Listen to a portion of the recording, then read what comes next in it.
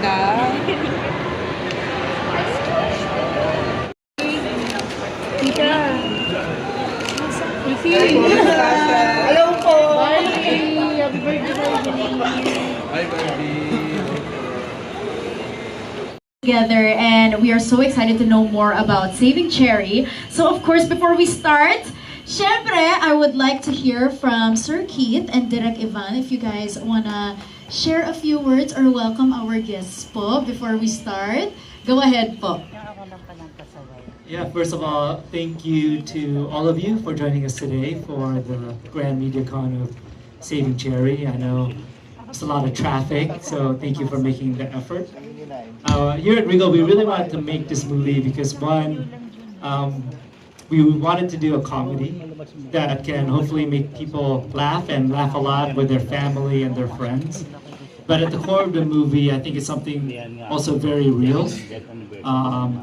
I've been in the Philippines now 2 years, and just from what I've seen, I don't think it's easy being a woman here in the Philippines. Women have to overcome a lot of different things, and we want to highlight a lot of that. Thank you, Sparkle, for making this happen. I play Beth here, part ng 1 of 5 ng Barkada. And to answer the question, deserve ba ng mga cheaters ng second chance? Okay, full transparency. I used to believe na wala naman talaga kasing perfect. So, I used to believe na pwede, okay lang yun. And the important thing is the why. Yung sagot sa kung bakit nagawa. But now I agree with Karel. No. Because giving a chance to a cheater is not... Yung chance hindi para dun sa cheater eh. Yung compromise, mas nasa'yo. So, yeah. No more! That's the answer.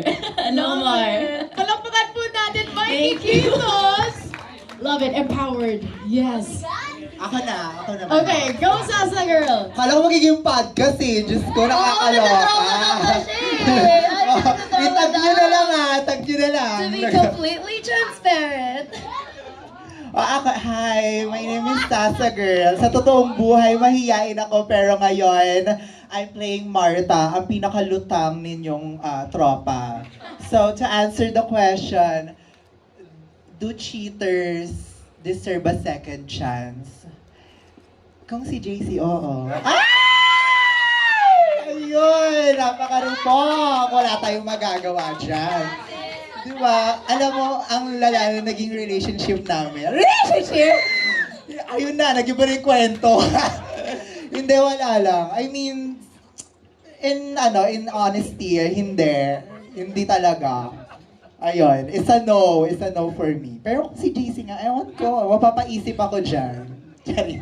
Thank you, yun lamang po. Thank you so much, Sasa girl. Okay, next up, go Mika. Hello po, magandang hapon po. Ako po si Mika Salamanca and I play the character Jewel. Very sensual. Yun lang po ang aking masasabi muna. Ang sagot ko po sa tanong is no. No talaga. Kasi, ewan ko, pagka kasi nachitan ka na, may lamat na. Totoo yung sinabi ni Kuya Khalil, hindi mo na mababalik yung tiwala. And magsasuffer lang yung relationship nyo. So, it's a big no. Yes, thank you so much, Mika Salamanca. Okay, AC, go. Good afternoon po. Hello po everybody. I'm AC Bonifacio. And I play Ingrid here, your conservative friend who loves to protect you but will also be there for you through all of it. To answer the question, I think it's simple. I think we've all been on the same page, but no, they obviously don't deserve a second chance. But at the same time, why would you even allow yourself to be with a person who could cheat on you? I think it's more of on yourself and like, do you deserve another person who could do that to you type of thing. But yeah, yun ba? Okay. Let's give it up for AC Bonifacio. Thank you so much. And of course, ito na, si Cherry. Yes, Go, Yana. Barbie. Thank you. Thank you.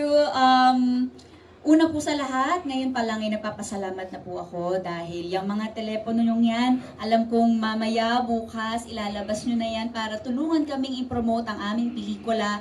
So, from the bottom of my heart, really, thank you all so much. Your presence is the best present today. Thank you, thank you. I am Barbie Forteza. I play the role of Cherry. Can I say, bakit po Saving Cherry ang title? Okay. Ang role ko po dito, I am the wildest virgin you will ever see. And you will find out why. And do cheaters deserve a second chance? Fuck no. Thank you. Thank you so much, Barbie Forteza with the F, Riba. Wait, but before everything else, we also want to greet Barbie a happy birthday! Happy birthday, ate! Happy birthday, Barbie! We are so happy to celebrate your birthday with you today. Okay, so we're not only celebrating Barbie's birthday, we are also celebrating, of course, Saving Cherry. Congratulations to all of you. Okay, eto naman, syempre, we have some questions here for you guys. Let's start things off with Barbie. Okay, Barbie, how is Cherry different from all of the characters that you've played in the past? And how did you approach preparing to bring Cherry to life? How is Cherry different? She is the wildest woman I've ever portrayed. To date. Wow, may susunod.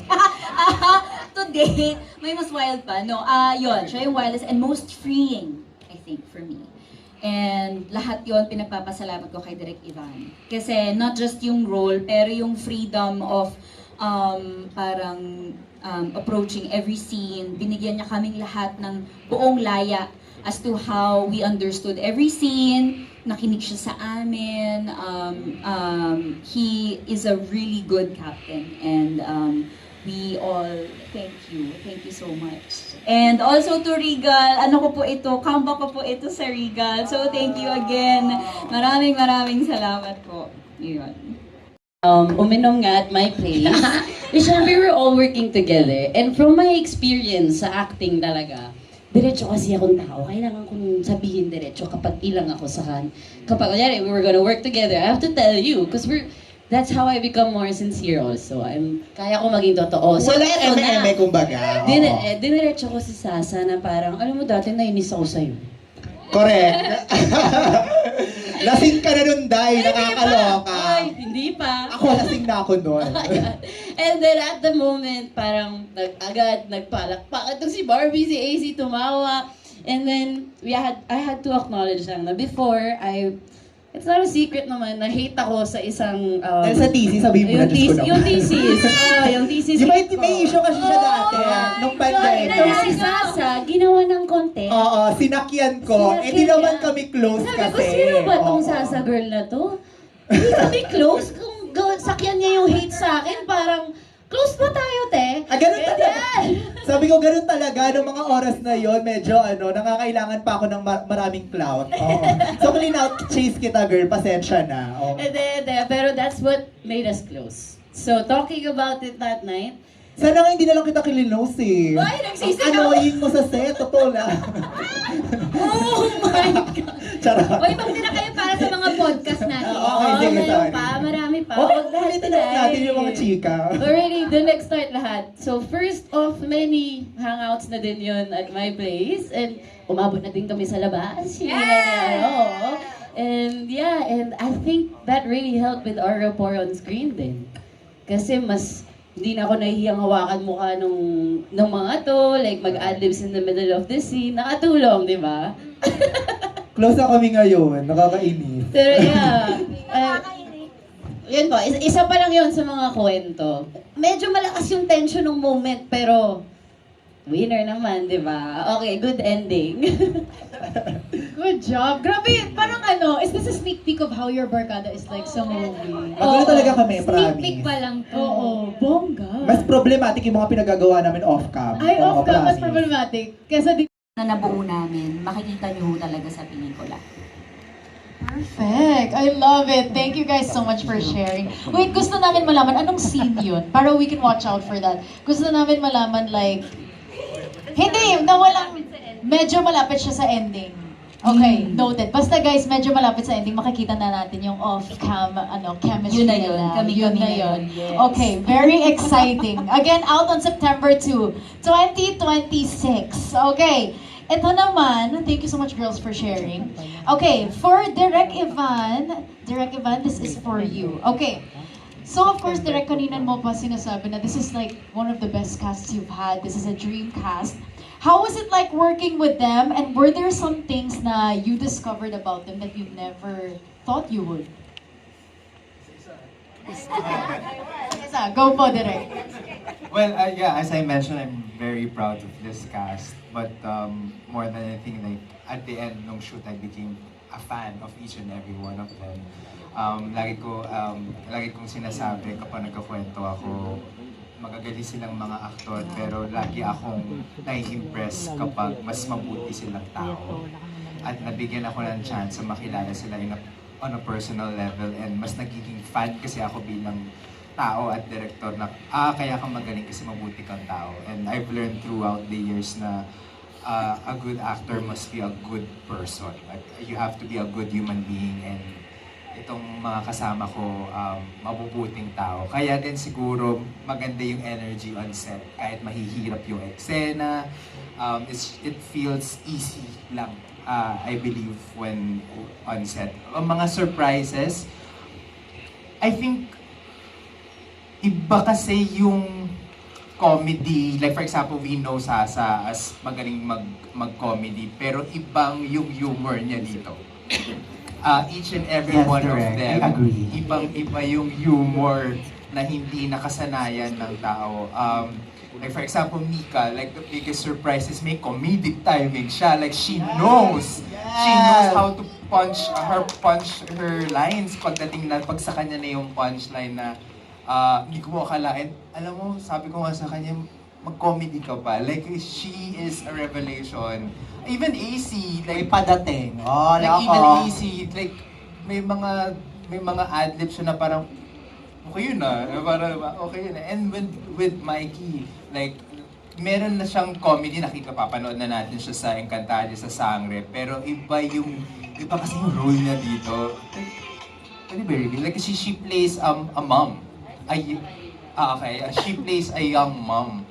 So, sa kanilang lima, iba yung dynamics na dahil siya yung may anak, siya yung laging puyat dahil may nag-aalaga ng bata. So, each character, sobrang different. Masaya si Barbie. Oh my God, minsan na lagi ko man tinatanong, okay ka pa ba? Kasi ang baliw na nung pinaggagawa namin, pero sobrang committed, sobrang game.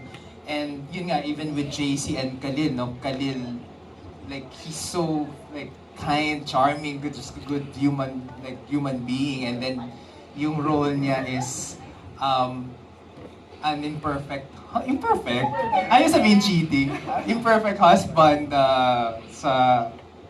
pero, wala, I'm just really lucky that I'm blessed with this cast. And I hope that I get to work, knowing myself kasi I like to work with the same actors again and again. Like, I mean, with Khalil, we've worked before. Si JC, kasabay kong nagsiseg. Kasi may ginagawa din kaming series together, no? So, I hope that I get to work with these actors again and again and again.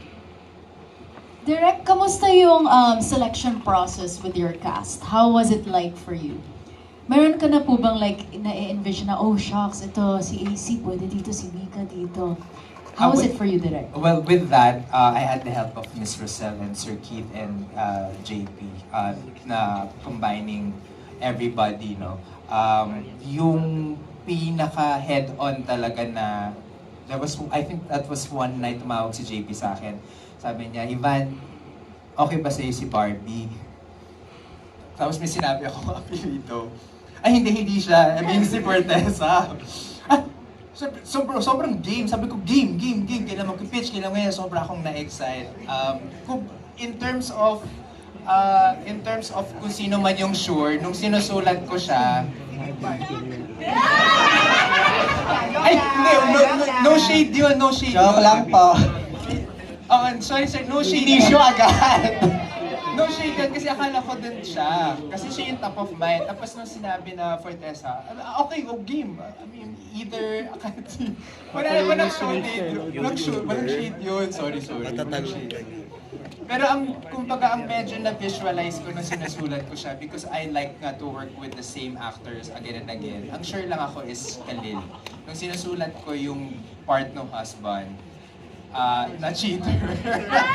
Hindi ko alam kung bakit, kasi he possesses something na imperfect pero nakakaawa pa din. Yung para kasi ang bait-bait niyang tao and the way he approached Jude with so much sincerity and sobrang human na hindi lang kasi siya cheating husband when you watch him. Like, yung ma-humanize mo, not to ma-humanize the cheaters, but you get a sense of depth pa rin, why he's doing what he's doing somehow. Parang gano'n. So, yun lang yung medyo clear. Kaya nung nagkakaroon ng casting, lagi ko sinasuggest, Khalil lang po, Khalil po. Saka siguro yung si Kokoy.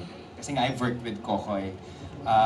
So, yung role niya, nakita naman sa trailer ko anong role niya, walang kahirap-hirap yun. Oo, parang natural lang sa kanya yung gano'n. So, joke lang. Hardest role daw nito eh. I think yun sabi niya sa akin, direct sobrang hirap ng role ko dito. So, yun. Thank you so much, Direk. Actually, totoo yung parang nakakaawa pero nakakainis pa rin na di ba, na face. Parang share ko lang, have you guys seen voicemails for Isabel? Yes. Nick Robinson is the same. Nakakainis siya pero nakakaawa pa rin yung face niya. Wala, yes, hello. Di ba, nakaka-soft? Yes, go ka. How's it like working with them? No? Yes. I remember nung script reading pa lang namin, nung binabasa na namin yung mga the funniest moments in the script, nasa isip ko agad, patay, kagulo to. As in, ang gulo nito. Kasi, yung comedy sa part ko, hindi ako, hindi ka sa punchline matatawa sa akin. It's the circumstance of what my character goes through. Sila, may liberty silang magpatawa, mag-adlib. So, yung pinaka-challenge sa akin, hindi tumawa. As in, ang daming moments, hindi ko mabilang na lahat sila pagka naging unhinged na. Binigyan kasi ni Direk ng liberty yung actors to, just unleash whatever you want to unleash. I remember the very first day, there was one moment, one scene, na parang si Direk mahilig bumulong. Bubulong siya ng off-script to certain characters na surprise gagawin during the take. So I had no idea kung ano yung gagawin nila. Gulatan na lang. So yun nga, hindi ako pwedeng tumawa, hindi ako pwedeng mo off character. So yun yung pinaka-challenge sa akin. But I mean, napamura na lang ako. But yeah, it was such a really great experience to be able to witness firsthand how close they became while shooting the film. Kasi sobrang genuine, sobrang natural ng connection nila. As in, when you would do scenes with them, parang naniniwala ako. Sobrang tight-knit na barkada sila. Yun. Such great actors. Thank you so much, Khalil, for sharing. Yes, diba? Okay, Khalil, ito naman gusto ko malaman because Direk mentioned na parang you were in his mind, writing the script pa lang, it was already you. So when it was presented to you, yes ba ka agad? Was it a yes? Okay, ito na. May pinag-isipan ko muna siguro mga 2 months bago pa. So, hindi, sabi ko lang, Gcash ko na lang sa kanya. Pagdating ng press con, sabihin mo yan lahat.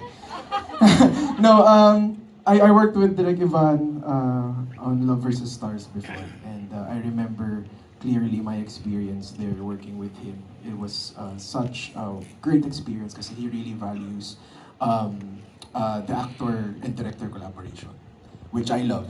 Sobrang sarap ka-work ni Direk Ivan. So when I actually didn't know that you were directing, nauna yung script.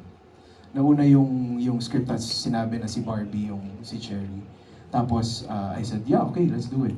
Tapos nung nakita ko ng si Direk Ivan, lalong, oh my gosh, reunion project, game, super game. So yeah, tas nalaman ko na lang later on that when he was writing, he was thinking of me. Pero hanggang dun lang, hindi dahil alam niyang cheater ako. Hindi yun, hindi yun. Not true to life. I love it. Thank you so much, Khalil. And Thank you. again, thank you to everyone for sharing. JC, maraming salamat. Excited sila. They're both very excited to see this dahil nga ibang-ibang Barbie ito. Pero ito ang masasabi, na alam ko rin naman na pelikula siya. At alam ko rin na gagastos ang manonood nito. And so I made sure na at least kahit papano, hopefully, maging worth it yung ibabayad nila. Kasi hindi mo nga ito mapapanood sa free TV. Yes. Only on cinemas and online, tama. Wow, bongga. September 2. September 2. Okay, let's mark our calendars, guys. Thank you so much, Barbie. And thank you, Gorgie Rula. Thank you so much for your question. Okay, ngayon naman, from Philippine Star, we have Natalie Tomada. Yes, hello po. Okay, there you go. Hello. Ako, I'll just address the question to the barkada. Okay, kasi yung theme kasi ng film, related dito yung question. So, ano ba yung, pakwento naman, what's your dream wedding? Sasa-join ko.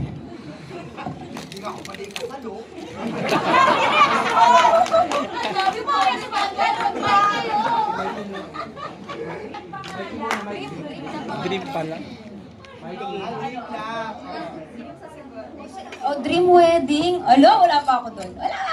Mauna na ako kasi pangarap ko rin naman talaga ikasal. Pero since nga sa Philippines, hindi pa ako pwede ikasal. So, pangarap na lang talaga ito lahat. So, feel ko ang dream wedding ko since hindi naman talaga normal or like hindi common sa amin na mag-dream talaga ng wedding. I think a simple wedding will do. Basta mahal ko lang talaga yung papakasalan ko. Di ba, JC? Ano ba yan? Lagi na lang ka, JC. Hey, maganda nga. Anyway, thank you. Yun lang. Ako po sa ngayon, yung gusto ko na wedding is private po talaga. Ayoko na may ibang tao. Yung mga super close ko lang po talaga yung sa wedding na yun. Kung kailangan na walang makakaalam, yun yung gusto kong wedding. Sige, invited ka. Surprise! Invite kayo. Sige. Ako same eh. Parang I think my dream would be a destination also. But my real reason I think would be to keep it intimate then. I've always wanted something simple. Plain lang. Yung dress ko, gusto ko. Kasi pinagkadasal ko lang naman, asawa muna bago yung kasal, di ba? So pag dumating yun, sana gusto din niya yung simple lang. Because I believe na yung if you keep things private, mas mapapaalagaan, ha? Paano? Mapapahalagahan. Yes. Yeah. Ako? I don't know. Nandito ko sa nanay ko eh. Hindi. Wala pa akong jowa. Ano na tayo? Siguro, lang po, I grew up with a very big family and being around the people I love talaga. So, I just want all my loved ones to be there from Canada, from here, all the families that I've grown into. But, siguro, as long as it's a good husband, a good guy, and my family is there, I'm good. Basta, pwede ako sumayaw, good music, good food, masaya na po ako dun. I'm not that far into my life yet. Thank you so much, Thank you po, girl. Miss Natalie. Thank you po. How about Barbie? Barbie! Hello po, Miss Natalie. Dream wedding ko, I wanna get married in Vegas. Hello? In Vera Wang. Para may divorce. Thank you, Miss Natalie. Thank you. Oh my gosh, lumabas si Cherry. I love it. Thank you. Thank you so much, girls. Yes, Miss Natalie, all good na po. Thank you.